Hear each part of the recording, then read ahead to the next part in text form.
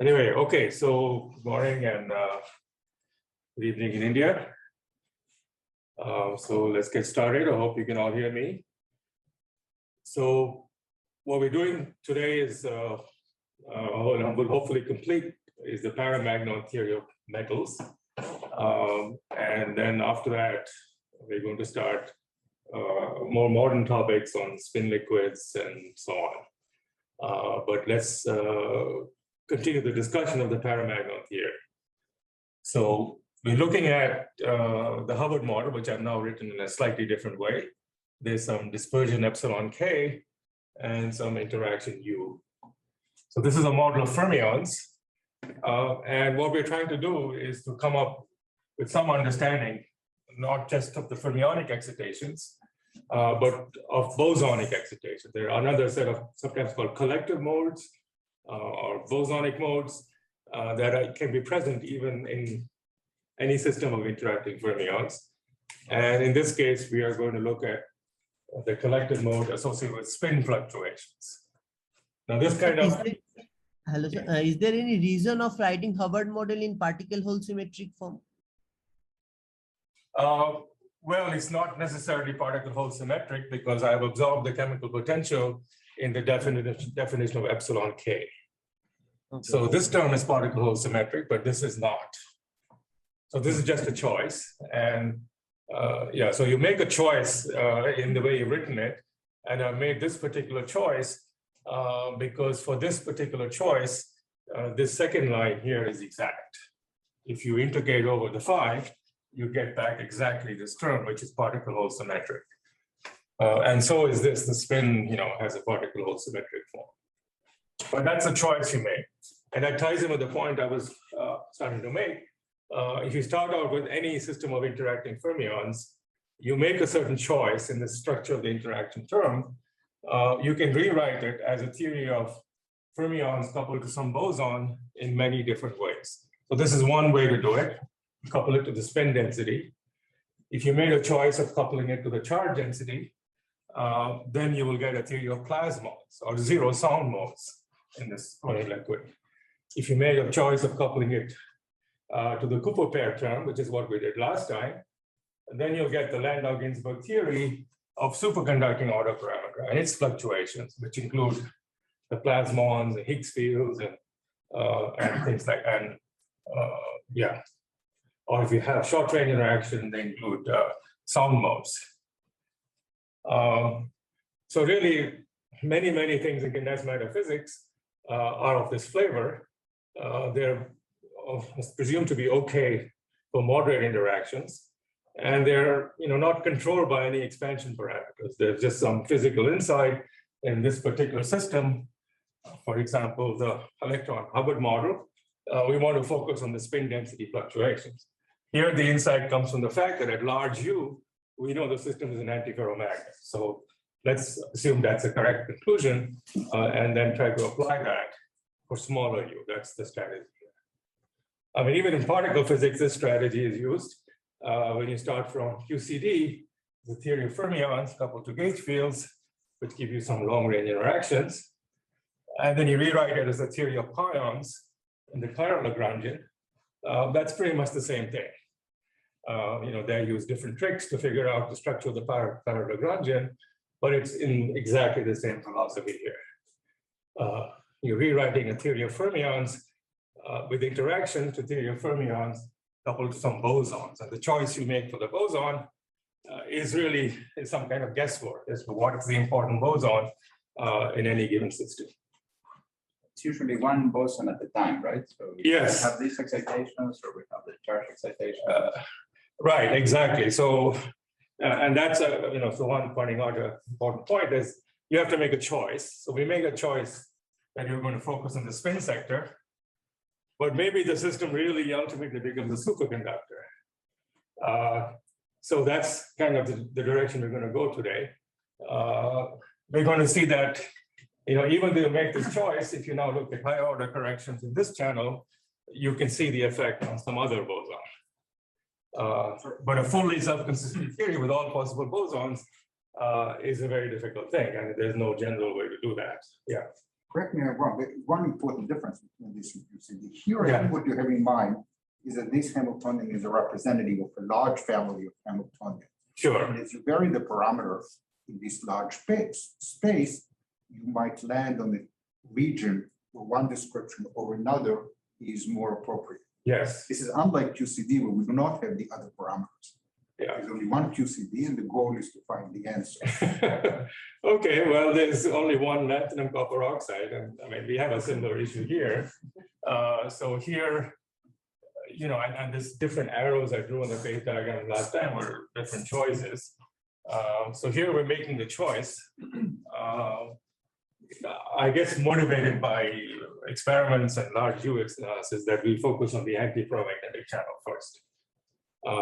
And then we look at higher order corrections in this channel and find results corresponding to the parent channel, which we did yesterday or last time when we decoupled this term in the PCS channel, in the Cooper pair channel, and we found D-wave superconductivity. What I want to show you today, that even in this other channel with spin fluctuations, you will end up with the same answer. Yeah. I think you said it last time, but is there a reason why we can expand in small phi, or we're just considering configuration where the bosonic excitations are small in amplitude? Yeah, it's the second statement. There is no fundamental reason that we can truncate this. I think the one place you can argue in general grounds that you could is at finite temperature. So you start at high temperature where where there's no broken symmetry, and then you're approaching the critical point where this first turns negative. So when this is small, this quantity is small, then you can use the logic of Landau-Ginzburg-Wilson and approximate this. So we are assuming that if we excite a small bosonic fluctuation, it doesn't build up to big amplitude range, or it could. Yeah, I mean, and that argument is the same as the argument that Landau originally gave. Right near the phase transition, there is a small parameter, which is this number. And provided this number is about a 1, while this is small, then you can control it. Okay. Thanks. Okay, I should say this Paramagnon theory actually has its origins in helium-3, where there is a very similar sort of issue. The difference between the electron Hubbard model here and helium-3, the two differences. One is you're in 3 dimensions, not 2. And the other is that you don't have a lattice, so just have a continuum dispersion. You do have some very short-range interaction in helium-3. And in those conditions, it turns out the natural spin fluctuations, we believe, are ferromagnetic. So the original theory of Paramagnon for ferromagnetism in helium-3, and there it leads to P wave pairing, not D wave pairing. And all of that, what we're doing here is kind of an image of what was done earlier in the 60s and 70s for helium-3. Okay. All right, so these statements as written are formally exact. This is just an exact representation of the original model in terms of path integral over fermions and bosons. This is a boson, which is a vector in spin space. And then I can just do the path integral over C, order by order and phi, because this is the only term that involves any nonlinearity now. It's kind of a Yukawa coupling between the boson and the fermions. And so to second order and phi, you get a correction to this quadratic term. This term is the same as this term. And you get one correction from the second order graph in phi. And that gives you this famous Linkhart correction, which it's negative inside. And that's good because this is telling you that the effect of the fermions is to make phi fluctuations stronger. So when this coupling goes to 0, then phi becomes very important. If it come with the opposite sign, then that would be a signal that you're looking at the wrong boson, because it's getting even more expensive to create it. Okay, so that's kind of where we were. Any questions in India?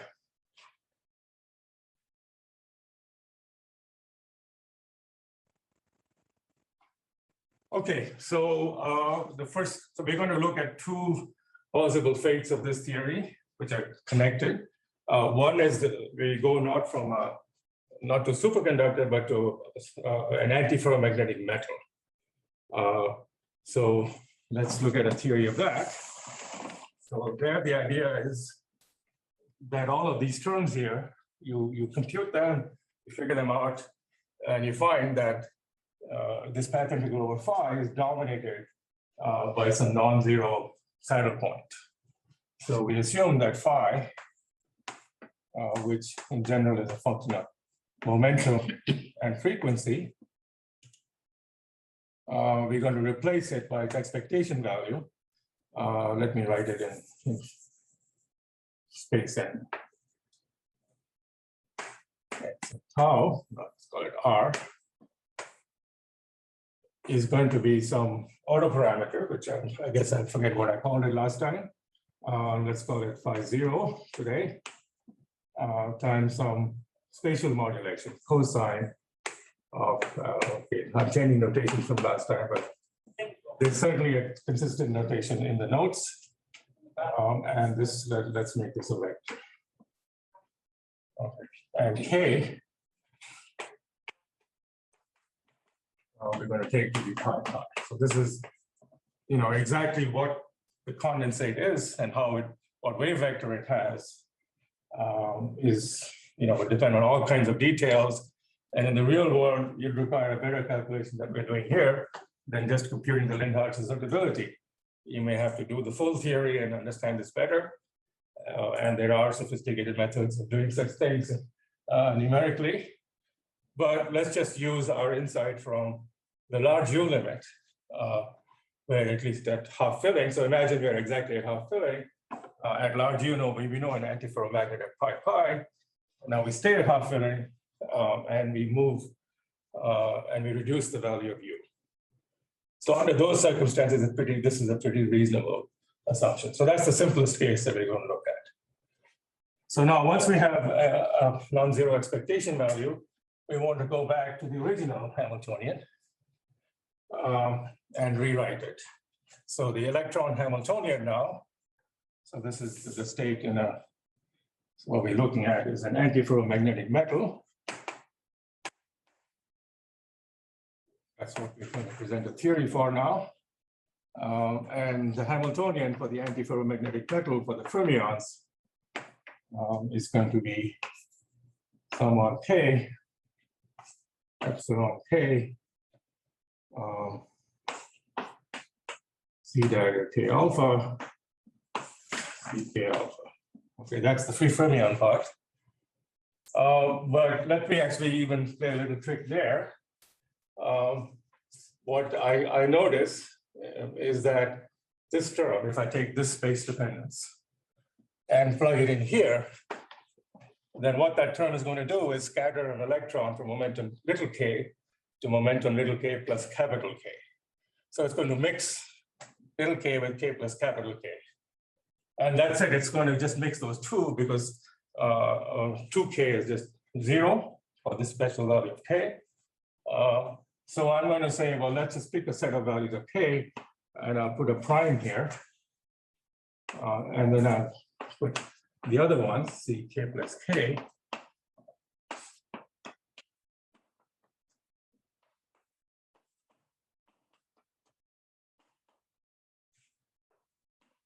Okay, so what is this prime about? Well, this prime is a question of the Brillouin zone. So this is the original Brillouin zone of the full square lattice from minus pi to pi. So I want to pick a choice of k so that little k and little k plus capital K extend over the full Brillouin zone. And one convenient choice is to take the diamond. So if I take this diamond here,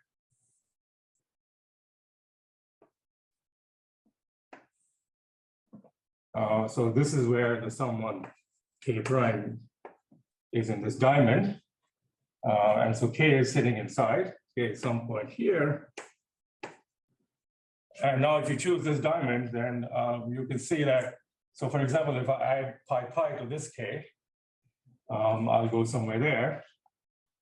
At that point, okay, I'm probably not going to do this right. You go somewhere here, and then you subtract 2 pi, and you'll come back somewhere here. So this will be k plus k. So the claim is that if I extend over small k in this diamond, this is called the reduced Brillouin zone or the magnetic Brillouin zone. This is all I have to do, and these points will all be in these regions. So this would be the second Brillouin zone. All right, so all I've done is just rearrange the original term over there and read it in this way. You can always do this if you wanted to. It'd be silly to do this for a problem that didn't have capital K as a special wave vector, where it's the exact statement. All right, so now, however, life becomes simple because this term also can be written in the same form. It's very natural in the same form. And in fact, I put a big square bracket here because I'm going to get mixing between the same two terms.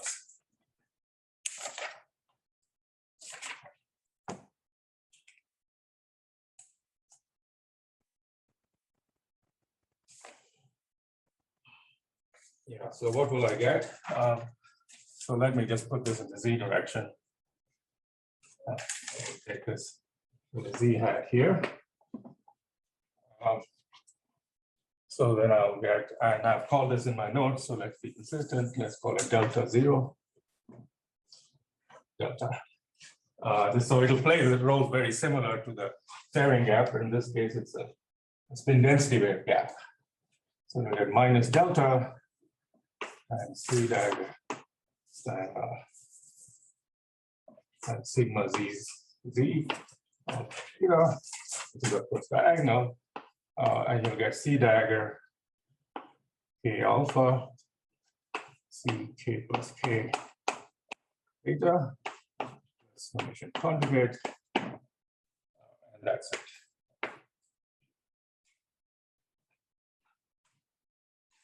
Okay, so this is the exact analog of the PCS Hamiltonian, where you had some 3 electron dispersion. Now in the BCS Hamiltonian, you mix together spin up, K with spin up with minus K with spin down. You are mixing together K with spin up with K plus K with spin up. And spin up and spin down kind of decouple because this matrix is diagonal. And so you just have two 2x2 matrices to diagonalize. So this can be also written as K prime, something like this, C diagonal K alpha.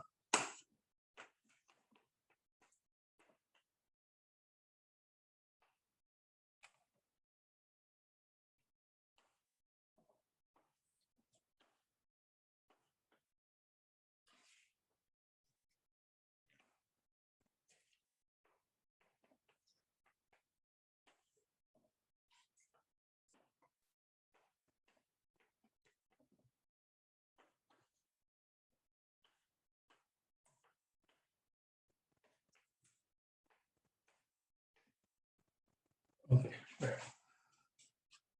Okay, so if you don't have any fancy Bogoliubov rotation to do, it's just a matter of diagonalizing a 2x2 matrix.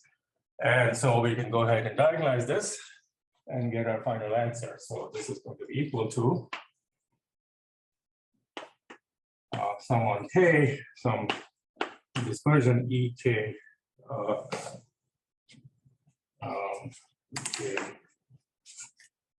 what did I call it in the notes? So here there's no natural spin symmetry. I call it EK plus minus. Plus minus, this is not spin. There's one also for spin alpha, but it does depend on alpha.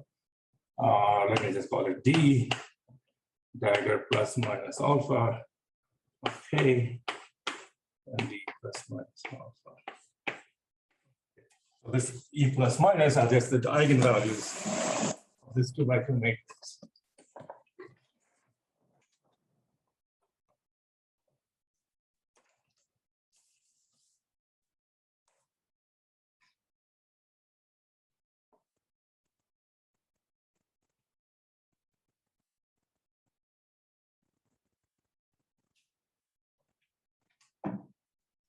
So what are those? EK plus minus is, of course, EK plus K over 2 plus or minus.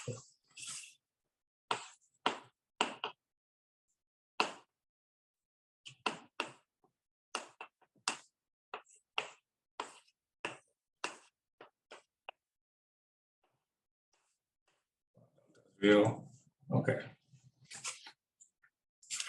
Yeah, okay, so that's the usual, just a very simple matrix to diagonalize. Sorry, is the K sum on the right still primed or? Yes, it is, thank you. Okay, yes, question there? Yeah, sorry. So there was some confusion about how did you get this HAFM from the Lagrangian using the phi? Oh, sorry, I erased that. So there was a term here, which is still visible slightly. C dagger I alpha sigma alpha beta. Oh, there's a factor of 2 that I've lost somewhere. C I beta. So there was a term like this. Yes. And I just inserted the top line in here for phi. And just evaluated this in momentum space. Okay, so this gives you e to the I k dot r as delta.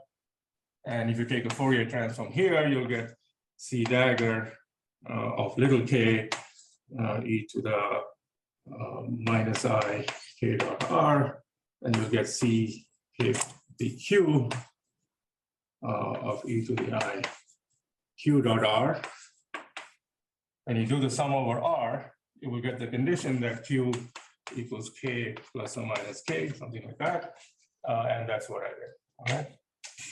I see. Thank you. I'm sorry, this should be capital K.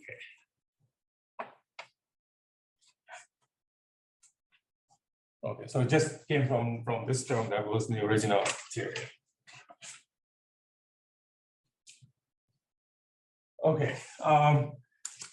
All right, so this part is simpler than the usual BCS theory. The more complicated part is just figuring out what this means. So now these are just ordinary fermions in the grand canonical ensemble. And what we have to do is figure out, so we occupy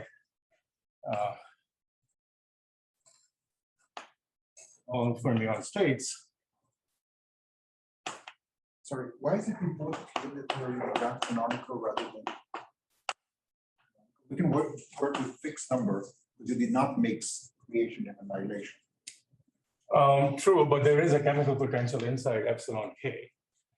And it could be, in fact, in general, when you add these extra terms, that you would change the total density. So we're working at fixed mu. Maybe that's the most important part.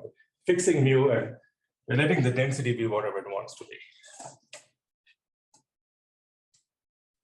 Okay, so to find, what the density is going to be, we're going to occupy all the negative energy states. That's the usual thing, finite density fermions, and that's going to give you a Fermi surface. So that's really what we want to figure out. What is the Fermi surface where you have zero energy fermionic excitations? And how is it compatible with the Lagrangian theorem? All right, so this is where the tricky part comes. I mean, formally it's not very complicated. You can just put this on Mathematica. You can put this function, which is a rather complicated looking function on Mathematica, and then just find all the states that occupy this, and then you'll be done. But let me try to do it by drawing some pictures. And this is a little tricky, but so I'll try to be, okay.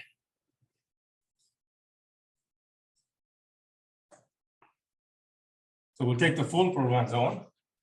And first, let's look at the points which were occupied when you didn't have any of this fancy stuff, where you just had some dispersion epsilon k. So in the cuprates, so let me just take the example of the cuprates. So I'll pick a color for that. This is the underlying Fermi surface. Looks something like this.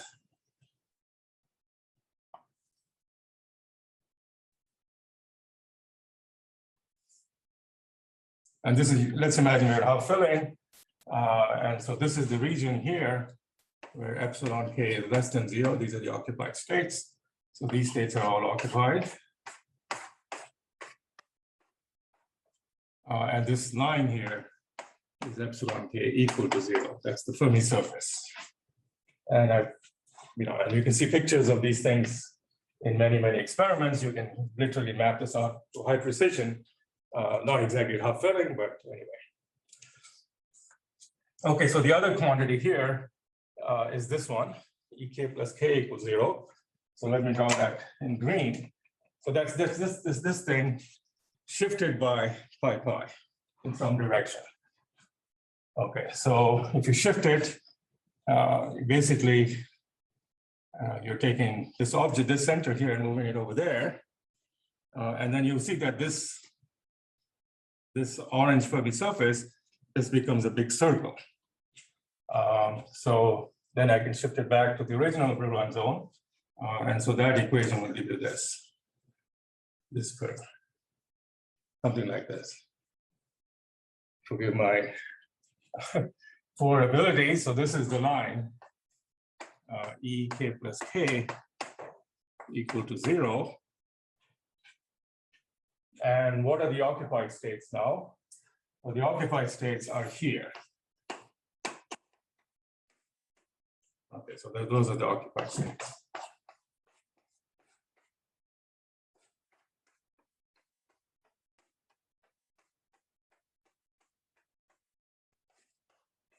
Okay. So you'll see something interesting in this picture already. If you look at the orange and blue, orange and green shaded regions,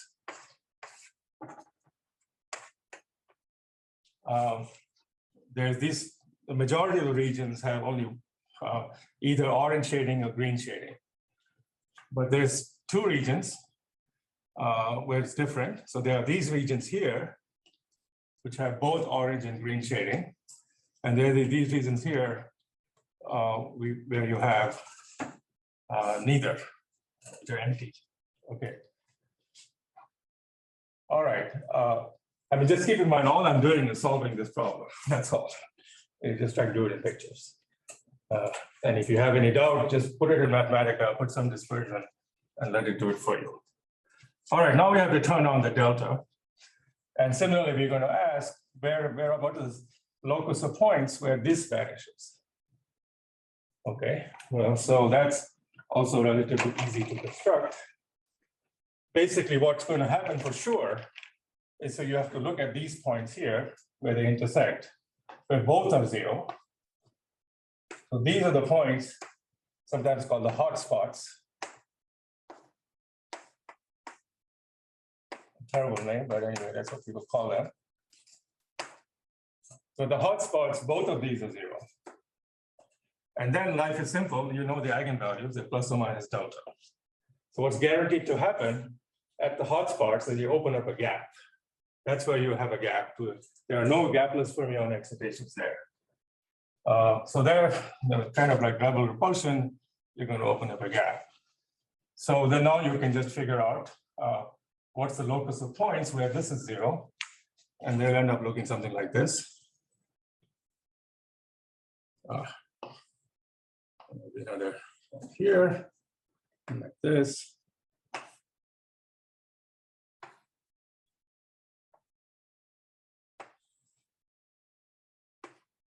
Okay, so now we have solved graphically the equation. The purple, this line here, these pink lines are ek plus minus 0. Now these are the actual fermionic excitations. And so these are the Fermi surfaces. So the Fermi surface now has split apart into many disconnected pieces. There's 4 pieces here along the diagonals. And there's 2 pieces on the so-called antinodal points.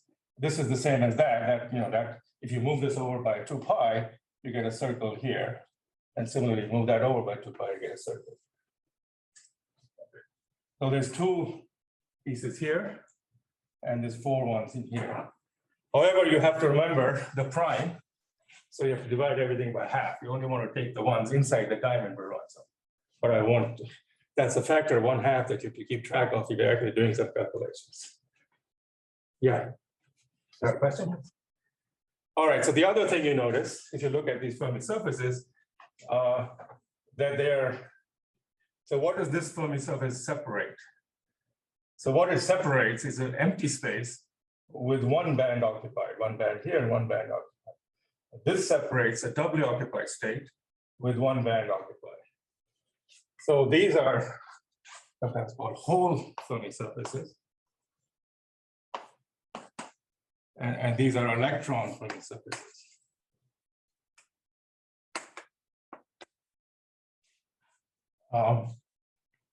So if you look at the quasi-particle, it has positive charge as you go from inside to the outside.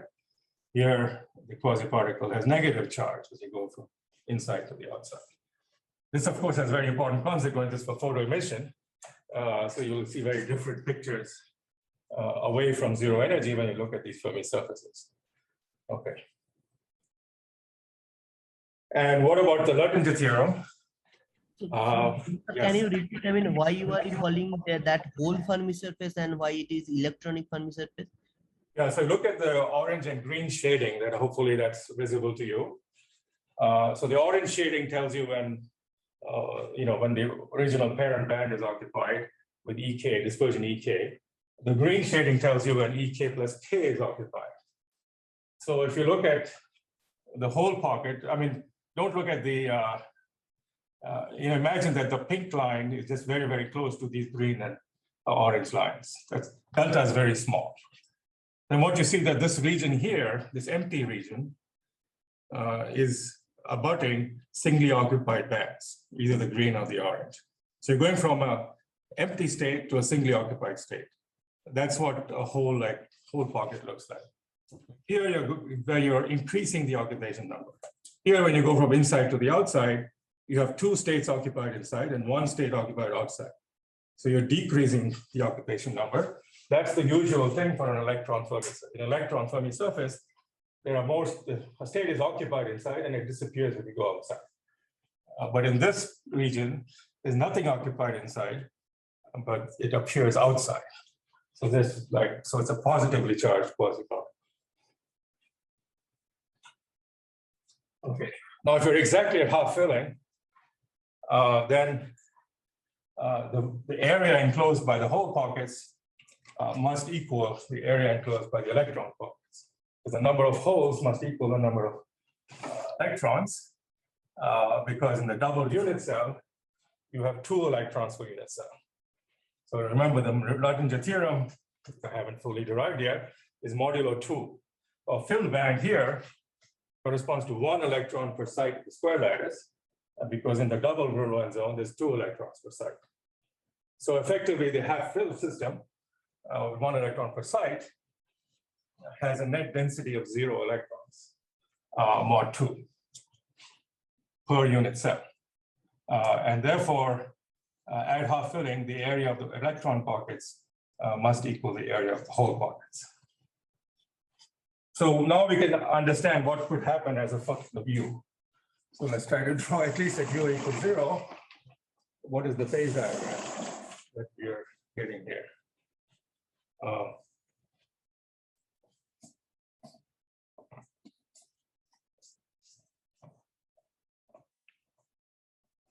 Sorry, we're getting into some rather messy solid state physics here.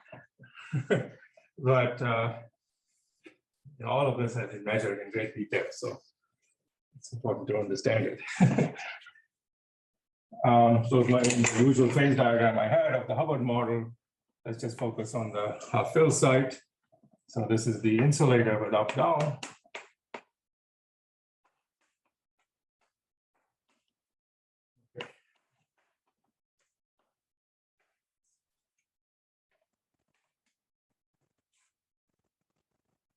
This is, oh, sorry, no, that was interaction, T over U, this is V over U. So let's say we're exactly at half filling. So on this line, N up, Ni up, plus Ni down, equals 1. So in our universe, we have some, imagine it's this weak field theory, there's some region here, very large U, where phi equals 0. So you have a state that the Fermi surface looks like this.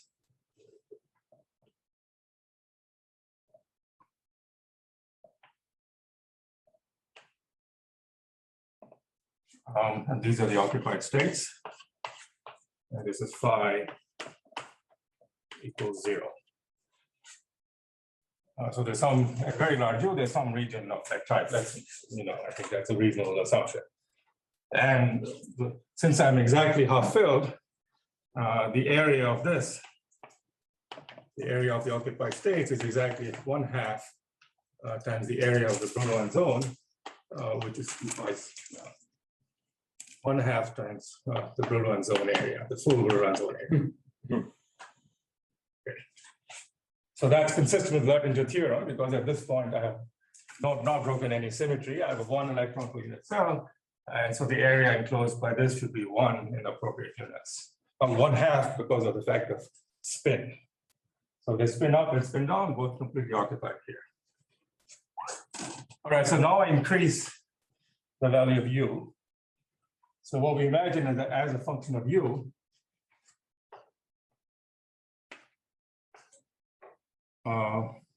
if this is phi,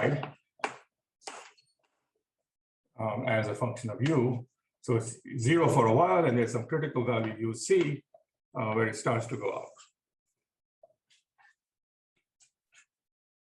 So what happens? Well, what you get an intermediate region here, where you get the picture I just showed you.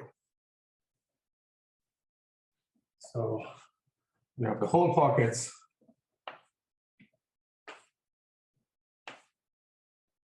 and you have the electron pockets.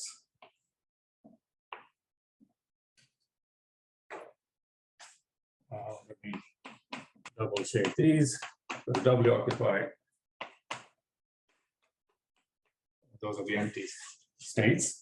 And the area of these electron pockets should equal the area of the hole pockets, despite my poor drawing, exactly at half filling. And what does phi determine? Well, phi determines, I can just, which is delta, sorry. You can just see from here, 2 delta is the gap at the hot spot. The hot spot is the point where both of these vanish, which is right here. So there's a gap at this point, which is the hot spot. There's a gap between the lowest unoccupied band and the highest occupied band, which is 2 delta. That's a mass gap at those points. But there isn't a mass gap at other points in the Brillouin zone. That's the difference from particle physics. In particle physics, once you get a mass gap, you're done. If you're not done, you could find 0 energy fermionic excitation somewhere else. Okay, so this is still a metal, and it's the object we're studying. This is the antiferromagnetic metal. Subir? Yes. Just as a general question, to get quantitative agreement, do you need to include higher order terms than phi? Oh, you mean to quantitative agreement, the value of phi? Well, there is no small parameter suppressing. Yeah, I mean, I think to get quantitative agreement, if you fit the value of phi to the observation. So you know epsilon k from here, then you just have one free parameter, which is the value of phi. And you fit that to the position of these pockets, and then that works. Yeah. But you're basically doing semi-classical expansion that would be justified by large n, for example, like. I haven't justified by large n. There could be a large n to justify it, but I haven't. You could introduce some extra indices to justify this particular channel. Yeah. But quantitatively it matches experiment. Well. Yes, well, I don't think anybody can actually compute the value of phi from first principles. That's much harder. But if you allow phi to be a free parameter to match the experiments, and also epsilon k, which you map another set of experiments, then it'll work. So you have to measure epsilon of You measure epsilon of k here or somewhere else, there, or at higher temperatures, where phi is 0. So then you find this curve that gives you epsilon k. You fit that to some reasonable functional form. And then you turn on a phi and you get this dispersion. And in many materials that'll work pretty well. But you have to fit the value of phi, and it's not much of a fit. You just measure the gap at this point and it gives you the value of phi. So, and then you just use that. So use the gap that you measure here, the dispersion you measure here, and then you can predict where the Fermi surfaces are. But then all that goes is this formula, right? Nothing else. That's it. That's it. Yeah. Yeah. It's all about changes of bases, right? Like the CKM matrix. It's not so different. Okay. All right, so then what happens? Well, as I keep increasing phi, so here I have a metal, the ordinary metal. Then I have a region here where it's an AF metal. Then you'll find a point where it becomes an AF insulator. This is mean field theory, where the Fermi surfaces disappear. You keep increasing the value of phi, and these keep shrinking, and these keep shrinking. And since the areas have to be equal, they can only shrink to the same point. So there's some point where they disappear, and then you're in this phase. That's an insulator. Of course, in this way of doing things, the gap is very small. I mean, it could become larger at this point, but the gap you would estimate from this approach, which is in some sense your small parameter in the whole theory, is very different from the gap you'd estimate here. At u equals infinity, the gap would be an excitation where you take the fermion from here and move it there. That costs an energy u, practically infinite. Whereas here, this is a small u theory, the gap is small, but you're getting the same state, at least in the sense of all its basic characteristics. This state is an insulator, it's got a gap to all fermionic excitations, it has a broken symmetry, and all of those features are present even over here. Okay. Now, of course, this is mean field theory, and surely at this metal insulator transition, you have to do much better to do a full theory of it. Yeah, I mean, I think there are people who studied that, but we won't go into that. Yes. At the metal insulator transition, the SU2 spin symmetry is being restored. If I No, it's not. It's an antiferromagnet. This is an AF. Oh, I mean, this is the scenario I'm exploring. I thought the antiferromagnet actually, you drew a classical picture, but I thought it actually is like a nonlinear. Oh, That's at finite two temperature. space dimensions.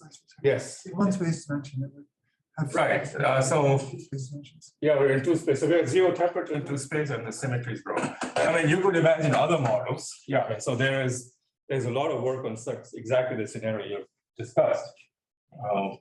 But you have a metal insulator transition where at the same time the spin rotation symmetry is restored.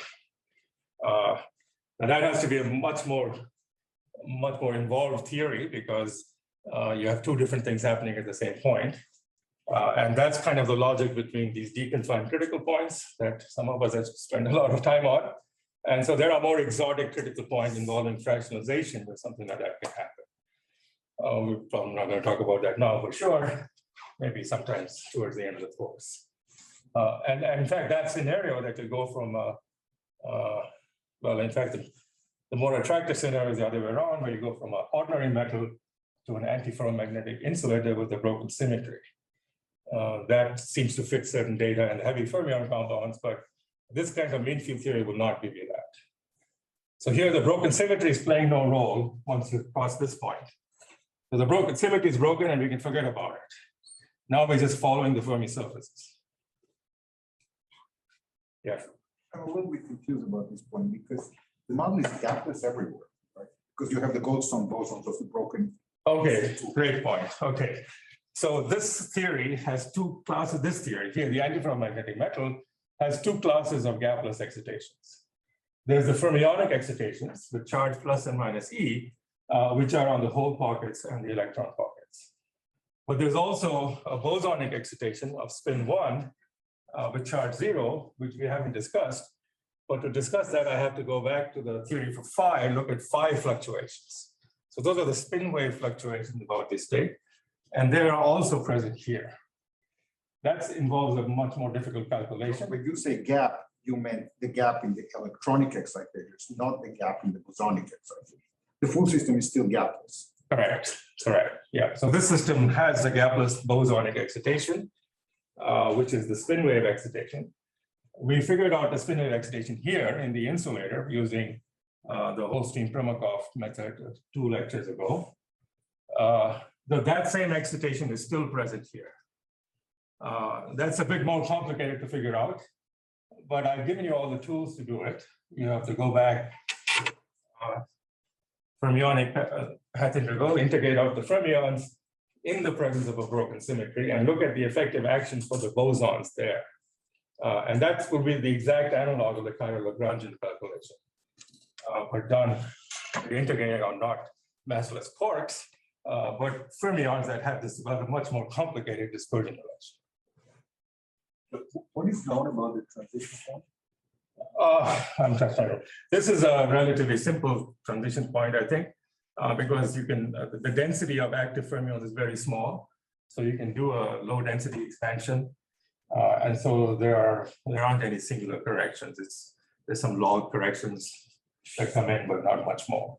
So the free theory for this particular transition, I don't know if this even been seen in any compound. It's relatively simple. Where the broken symmetry just is present on both sides. So you can do kind of a low density expansion at that point.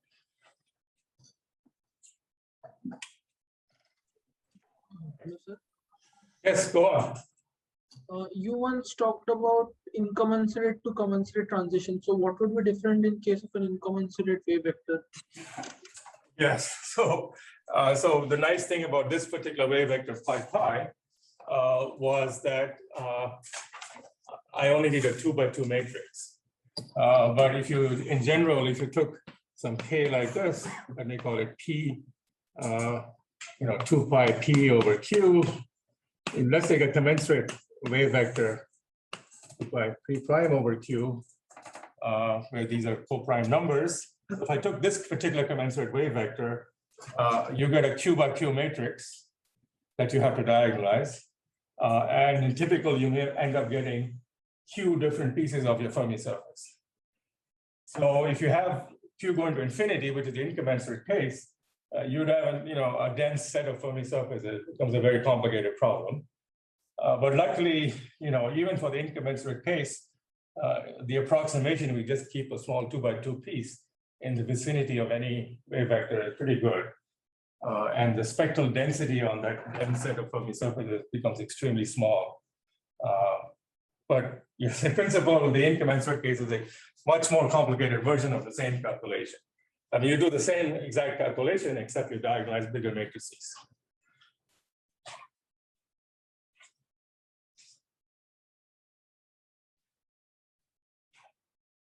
Okay. Are there cases where it can be viewed as a disorder, like an electron moving? Well, those are slightly different, I think, yeah, but that's an interesting question. To what extent does a quasi-crystal, which is also incommensurate, look like a disordered crystal? Mathematically, they're very different if you're really looking at the nature of the spectrum. But in practice, there's always a few impurities, and so they end up looking quite similar.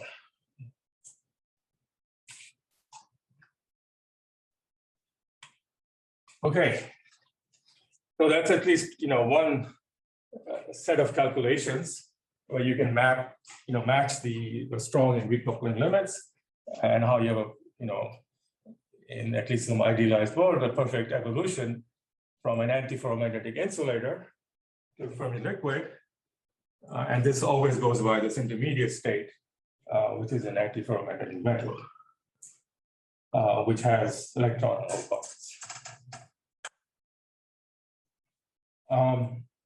You can now also change the density.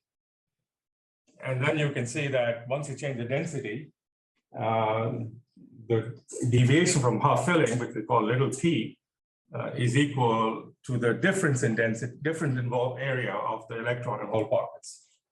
So in that case, once your density is not exactly 1/2, in this theory, it's always a metal because because the difference in density has to be non-zero. So one of them has to be present. You can't just, the Fermi surfaces cannot disappear. That's just the Lagrangian theorem.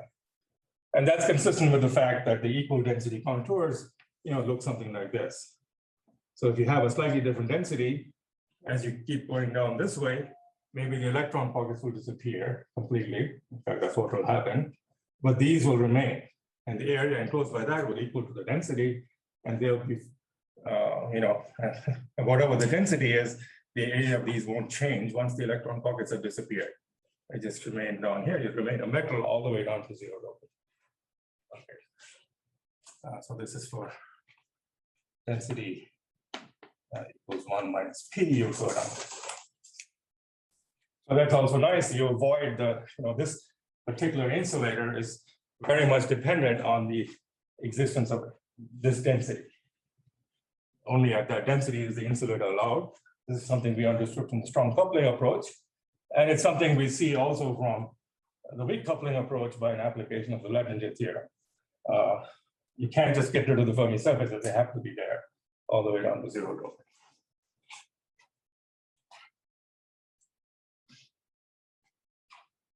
All right, great.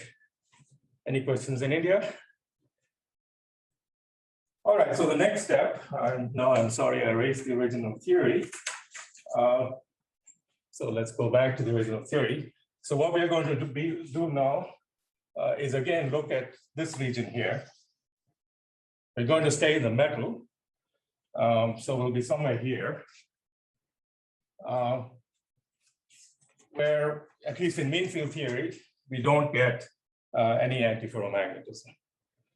And then we're going to ask, well, let's just keep lowering the temperature and look more carefully. Is there any other instability as you look at fluctuations of phi in this region? Here we're looking at now, something like this.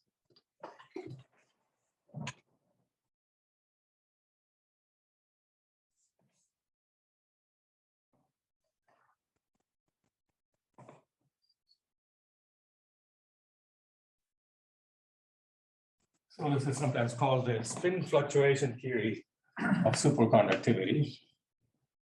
Spin.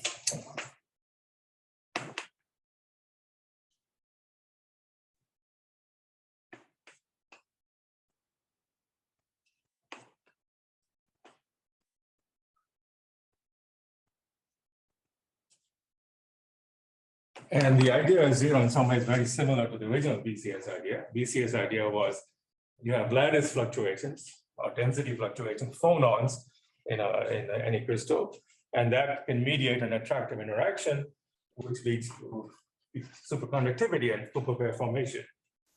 In helium-3, then people understood that you could have ferromagnetic fluctuations, which then can mediate P-wave pairing, which is what's observed in helium-3. And now we just apply the same idea over here, which was done originally by Scalopino et al., and look at what do antiferromagnetic fluctuations do in a metal on the square lattice, and that will be superconductivity. So basically, we're going to replace the phonon of the BCS theory by the Paramagnon. Okay, so our Hamiltonian is going to be this, so not K.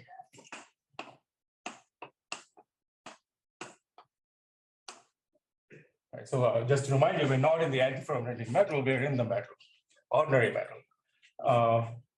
And exactly how this fits together with the phase diagram on top, well, that's a problem people are still arguing about. That's complicated, because then you have to really account for both at the same time. And it may not be sufficient to use this approach that we're using. In fact, that's my opinion, and we'll have to look at more sophisticated methods where we also have to consider the fluctuations of the antiferromagnets more seriously, not as some static autoparameter. Okay, but with that aside, so you have some on I, coupling to that.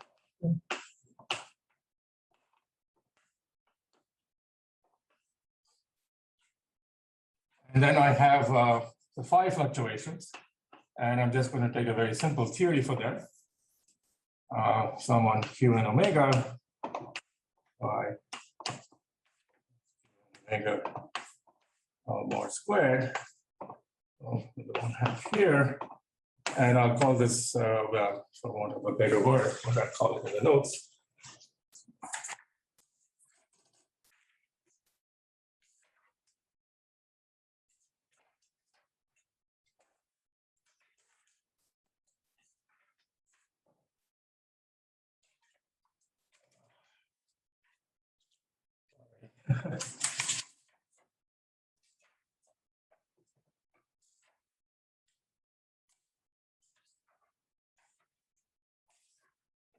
Notes in a slightly different order, sorry. Well, maybe I'll just use my new notation and not worry about it.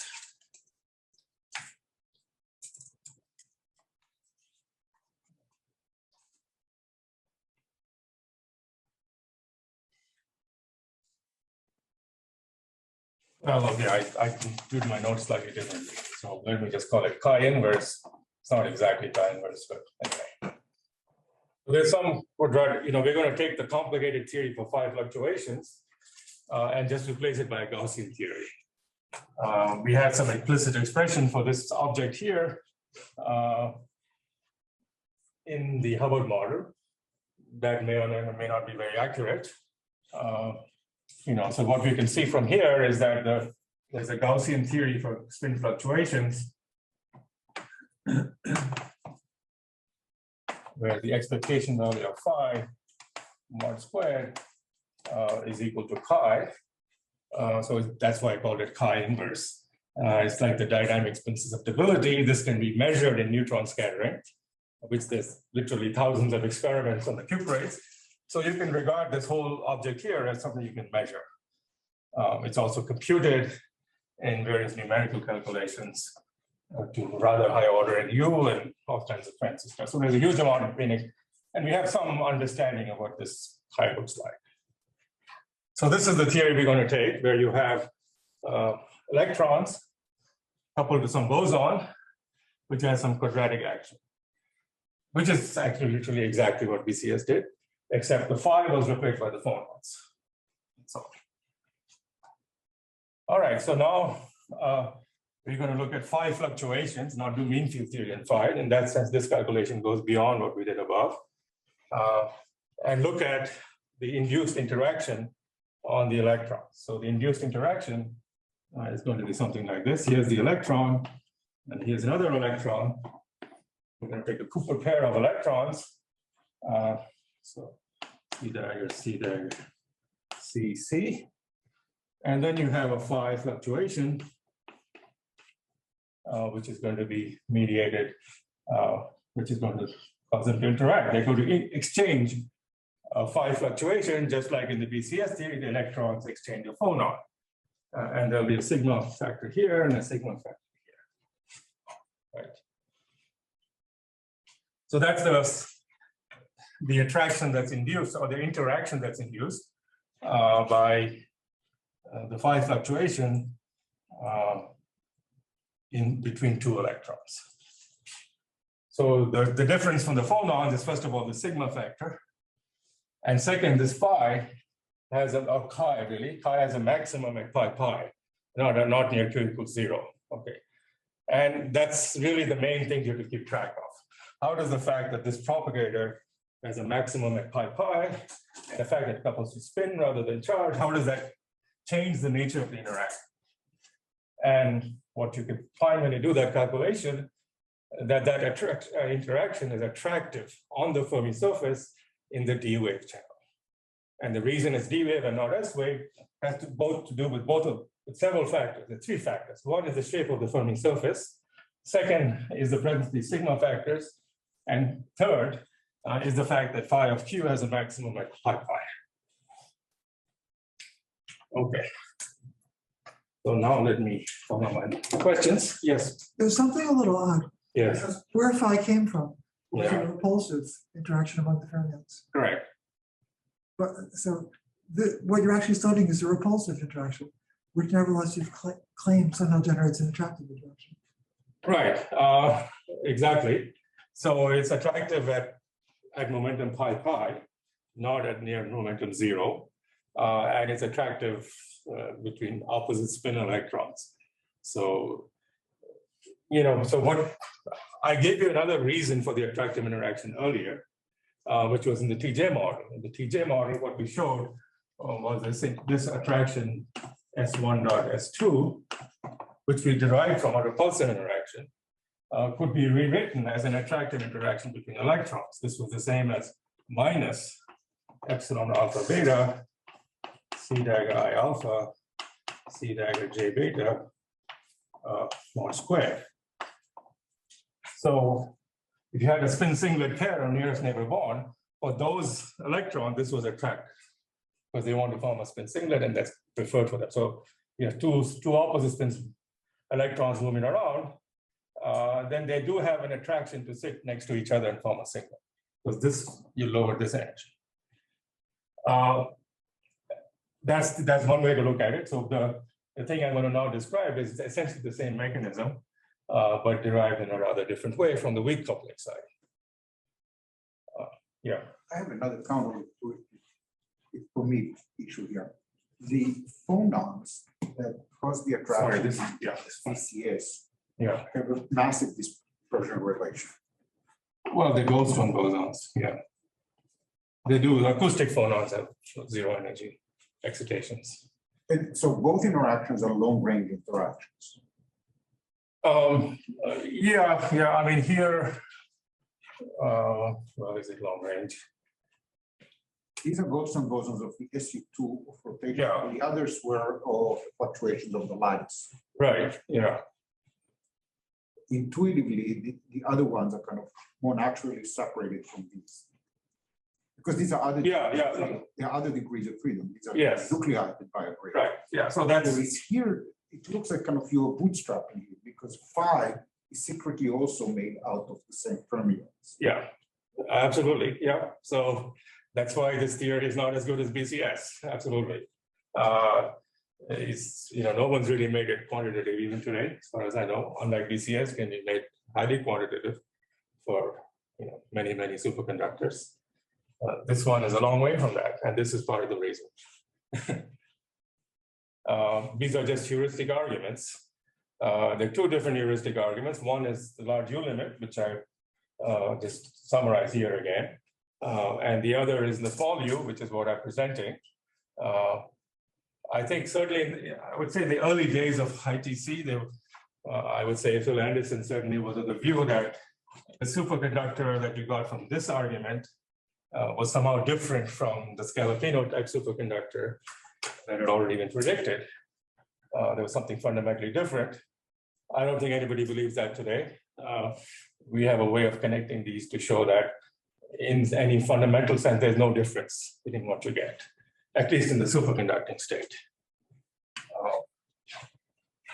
Even the idea of what is different wasn't clear in those days because the idea of topology and fractionalization didn't exist. But now that we understand those ideas much better, we can say that these two limits are the same. Yeah. Maybe to connect to the same question, but did I understand correctly that the binding happens for electrons that are at high momentum or no? Because okay, let me just come exactly to that. Because they're only interested in bindings at electrons at 0 energy on the Fermi surface. They can have any momentum you want as long as you're on the Fermi surface. But then would it be okay to consider these as 2 degrees of freedom in the sense that you have the soft electron excitations, which are defined, and then the electrons that you maybe consider like a point particle, and hard electrons that are mediated by soft. Yes, so I think that would be a reasonable point of view, that you have these electrons far from the Fermi surface, doubly occupied electrons and all of that. You integrate them out. This is exactly what we did to get this interaction. Here, we take the high energy electrons, integrate them out, and get some pi of q. And then now we're looking at these soft electrons on the Fermi surface, where this came from the other electrons. The point, of course, is we don't know exactly how to make that separation in a clean way. ask a question about the BCS theory? So Yeah. there, the phonons that are relevant are not the ones at very small momentum, right? They're at the Yes, yeah. the Fermi surface. There's some spectral density of phonons, and the acoustic phonons don't make much of a contribution. Okay. Yeah. It's phonons typically at the Debye energy, near the top of the maximum energy phonons, that give you the most contribution to the attraction. Yeah. The fact that we have ghost on bosons is not important. Yeah, it doesn't make much of a difference. Yeah. Yeah. I just wanted to double check what you said in response to Edward's question. So Yeah. you have very hardcore repulsion, on-site repulsion, but you're trying to get some intermediate range attraction. Is that? Yeah, so as you'll see that when you go to the D-wave channel, the hardcore repulsion, you can put it back in, it just cancels out. That's another reason for preferring D-wave. That even the weak coupling approach, if I add some repulsive interaction in the S-wave channel, which is what the hardcore repulsion is, it's in the S-wave channel, it actually doesn't destroy the superconductivity. So that's an advantage of this approach. It shows you that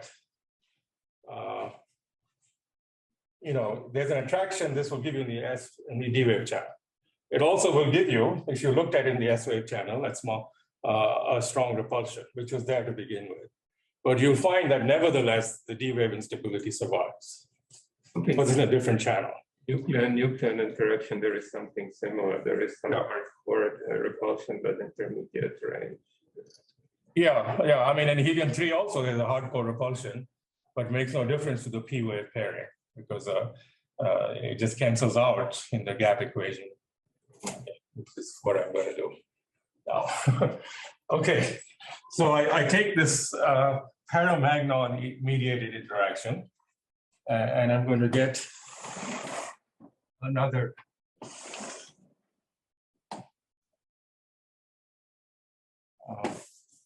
I'm going to write this as an effective Hamiltonian. And here,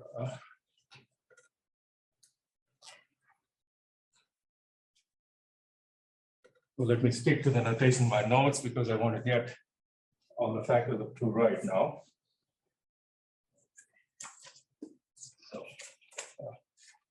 Subir, just a question about the notation for the Paramagnon. Are you using phi as a creation operator of a Paramagnon? Phi is a real field. Oh, phi is a real field, so it has both creation and annihilation. Phi can do both. So phi is something like, it's like the displacement of a harmonic oscillator. So it's something like A plus A dagger. It can either create a paragon or annihilate a paragon. And these are the vector index is just the spin index. So you can think of it that for each momentum Q, there are 3 harmonic oscillators. And they have some energy, which is the energy of the Paramagnon. And the field phi, just like the displacement field of a harmonic oscillator, is A plus A dagger. I see, thank you. Very similar to what you do, for example, in black body spectrum, where the electric field is like the displacement of a harmonic oscillator. Okay.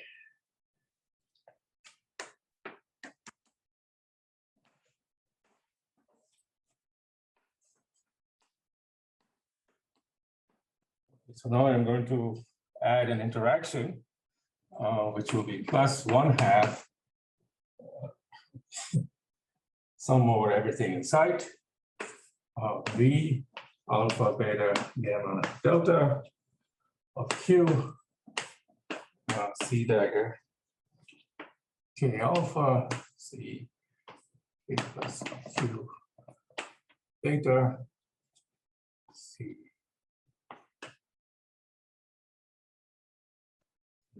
P gamma CP gamma C. Oh no, there's no dagger there.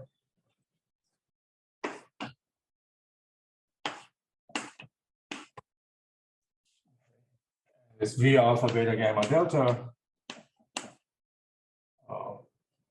it depends only on the momentum transfer. So if you can just literally make up this picture here, we're just doing this exchanging boson momentum Q, and we're going to assume it's at 0 frequency. So you get some interaction So this turns out to be basically chi of Q times sigma alpha beta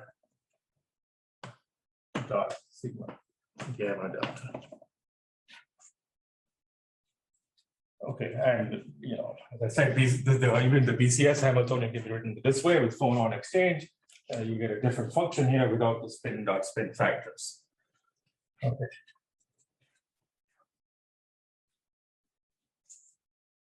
And in the notes, I call this J of Q, so let me just stick to that. Mess things up. Well, let me just say J is proportional to chi. So in fact, if you can see that if I had done the strong coupling approach with the 1 over U expansion, you get the same interaction. And this J would be the nearest neighbor interaction, which will be proportional to cosine Kx plus cosine Ky, cosine Qx plus cosine Qy. Now we get something else that involves the spin fluctuation propagator. So you can see literally it's a very similar theory that we had earlier. You said omega equal to 0 here? Yes, yeah, omega equals 0, that's just an approximation. Of course, what you really should do is sum a ladder of these to solve the integral equation, and that'll give you a more sophisticated, that's called the Eliashberg equation for superconductivity in the presence of dynamic fluctuations. I'm just going to make the BCS approximation and just look at static phonons.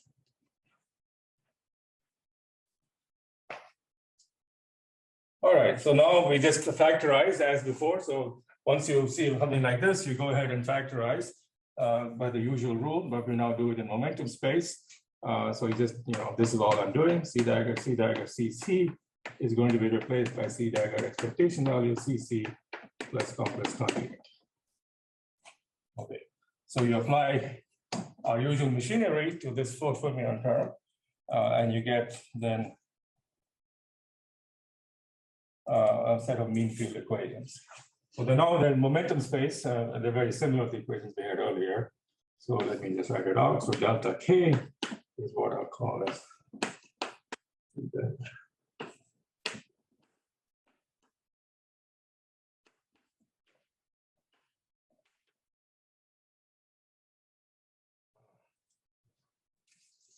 okay, well, this is not the general form of it. I have the general form of it. Okay.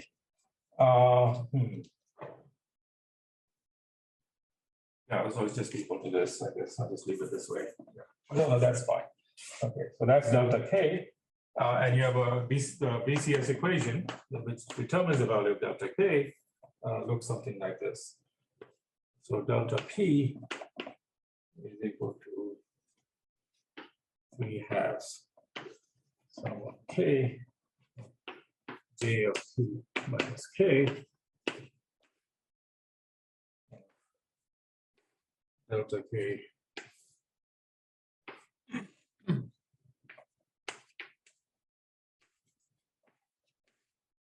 But I do have to say that this is epsilon alpha beta. So already I've done something which is non-trivial, which is if you look at this interaction the way it's written, it looks repulsive because V is positive, but there are these sigma factors. In the BCS theory, you have a term like this with a negative sign, but without the sigma factors. And then when you do this kind of pairing, you get exactly the same gap equation with a plus sign here. And in the gap equation, a plus sign here corresponds to an attractive interaction. And here, what's happened is even though I have an attraction with a plus sign here and not a minus sign here, these sigma factors combined with the spin singlet, with the opposite spins, gives me a net attraction. So that's so these sigma factors tell you that a seemingly repulsive interaction without any minus sign here gives you a, yeah. All right, so I urge you to work through that. That just involves a lot of algebra with the Pauli matrices. I'm puzzled by the role of the SU2 that was spontaneously broken. It was broken by the expectation. It's not broken. So everything preserves as you could here. I'm in the ordinary metal, not in the antiferromagnetic metal. Ah, so what is the phi that is being exchanged now? It's the same object before it was broken. Oh, so this is only in the phase where it's not, so it's not in the phase we discussed before. Yeah, so as a function of u, I had phi. I had three phases. I had here a metal. Here I have an AF metal. And here I have an AF insulator. I'm here. Okay, so why is phi light? Why does it mediate this interaction? Because I'm assuming I'm close to this instability. So it's mass. So the mass of phi, if it goes to zero here, or chi inverse, chi diverges at this point. And so that's why it's a nearly antiferromagnetic metal. So these are enhanced spin fluctuations. So you measure this quantity in neutron scattering, and you find it's large. And so you say, okay, well, let me look at the effect of this large quantity on the pairing.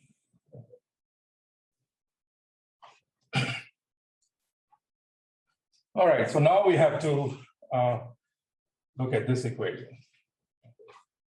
This is where the fun stuff happens. I hope I get this right.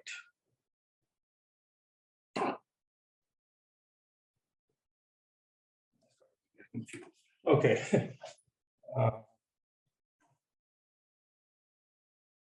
Okay.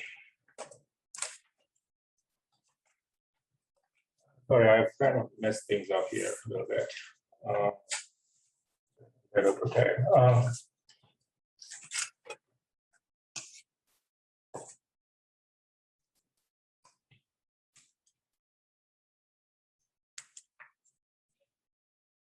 Okay, there's a minus sign here.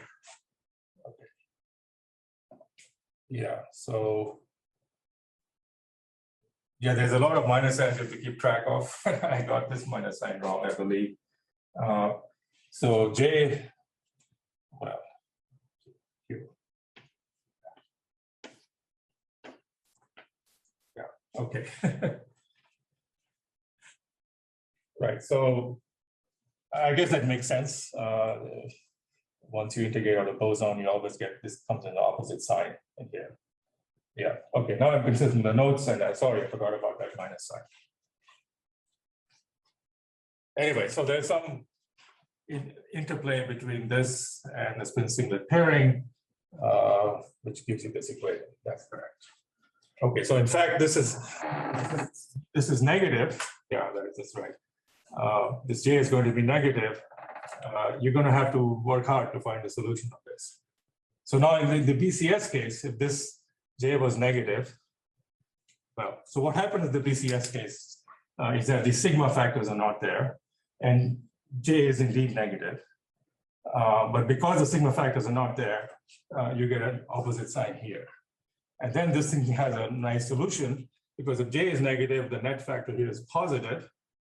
And then there's a solution where delta is a constant, and this delta and that delta accommodate the same sign.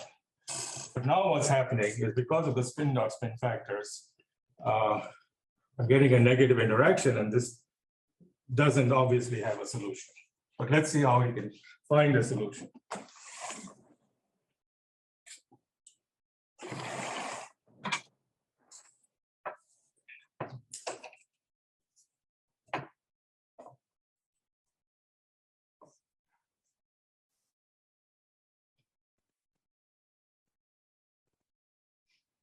So let's take our Fermi surface. And now I'm going to center it at, so that I can draw a nice circle. I'm going to center it at pi pi. So here's our Fermi surface. Shifted all the momenta by pi pi. That doesn't do much. And so this is epsilon k equals 0. Okay. So now let me pick, I'll say something over here. Pair of electrons here, and one over there, minus k. So these electrons are going to pair, and they'll have some pairing delta k. So they're going along these electrons. So now they're going to scatter off each other. So there'll be K and minus K. So what are they going to scatter? Where are they going to scatter to? Well, we want to do a scattering of the momentum pi pi, but that's where this object is really large. So they're going to scatter to K plus capital K, because J of K is maximum there. And minus K is the same as plus K, so fine.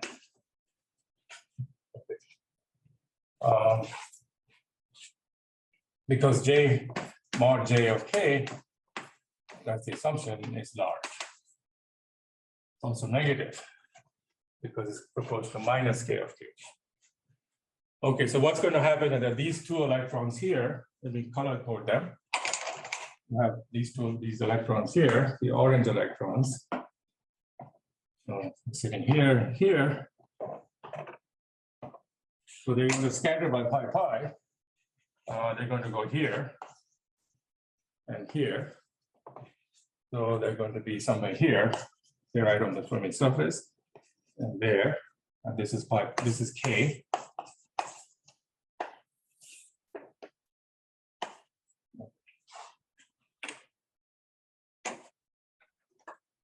So this will be delta K of K.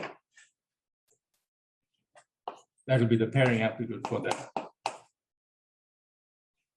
And this process will continue forever. They'll go back and forth.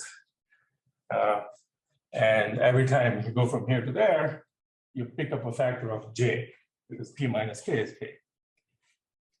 So now you look at this equation and see, is there any reasonable solution? Well, the signs at the very least have to match on the left and right hand side. So this is negative. They'll only match if this delta at the orange point has the opposite sign from the delta at the pink point. So we require, and that's really the simple explanation for D-wave pairing. So we require, delta at the orange point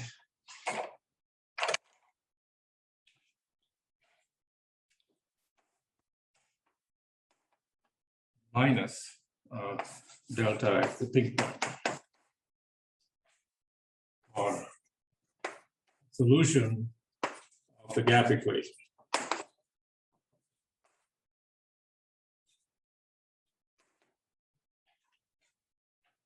And that's the basic reasoning which you have to go through, and involves, first of all, knowing the shape of the Fermi surface and finding which points of the Fermi surfaces are separated by the wave vector, which susceptibility is the maximum, and looking at the strength of the interaction at that wave vector, and then, so it's a complicated business, but this kind of heuristics is actually remarkably successful and predicts, the nature of the pairing, the D wave, S wave, singlet, triplet, so on.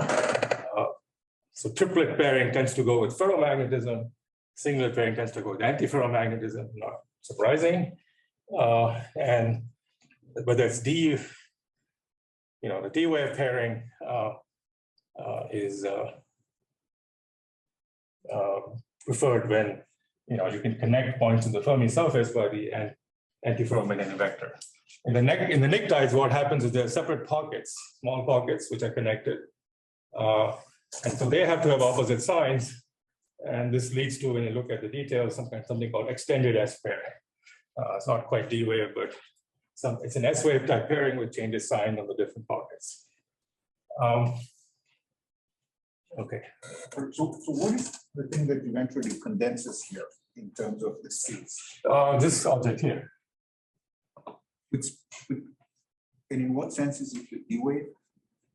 Because of this fact on the Fermi surface. So this is some function of K, which is the momentum of these electrons on the Fermi surface. Okay. So as you go from here to here, it changes sign.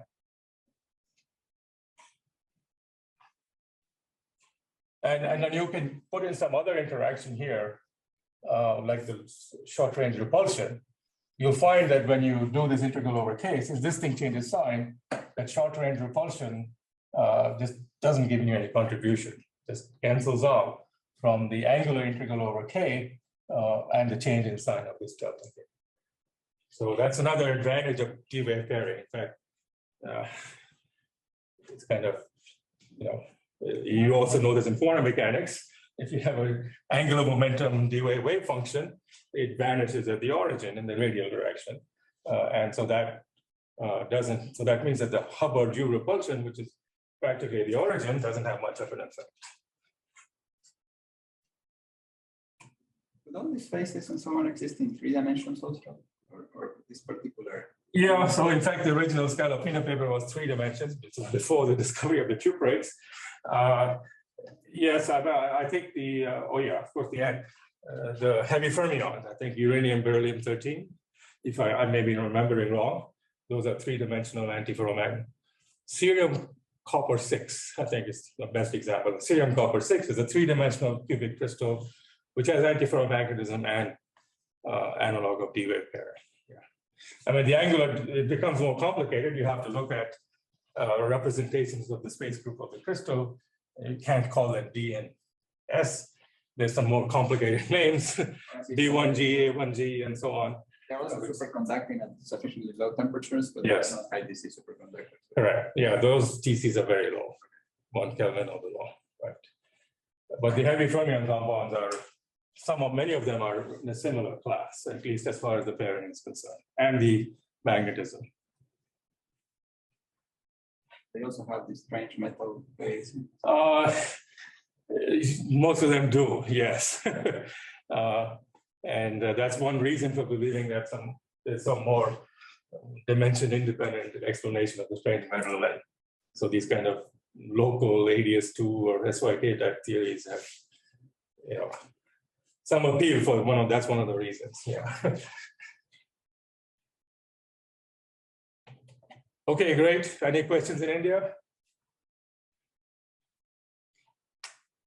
All right, so this is all in the notes, although in a slightly different order, and hopefully that can also, I don't think there are any sign errors. If you find sign errors in the notes, please let me know. And then next week we are going to go back to the half-filled insulator and spend quite some time on it, and this time look for more exotic phases in the half-filled insulator, of which the whole field has developed, which didn't exist at the discovery of the time of discovery of cuprates. The field of fractionalization and emergent gauge fields, and I hesitate to use the word topology because now it seems to mean something else entirely, but topological order, which developed after the discovery of the high TC and also in conjunction with work on the fractional quantum Hall effect. I will mostly focus on the high TC type applications eventually, and maybe occasionally I'll mention the connections to fractional quantum Hall effect too. Okay, so see you next week then.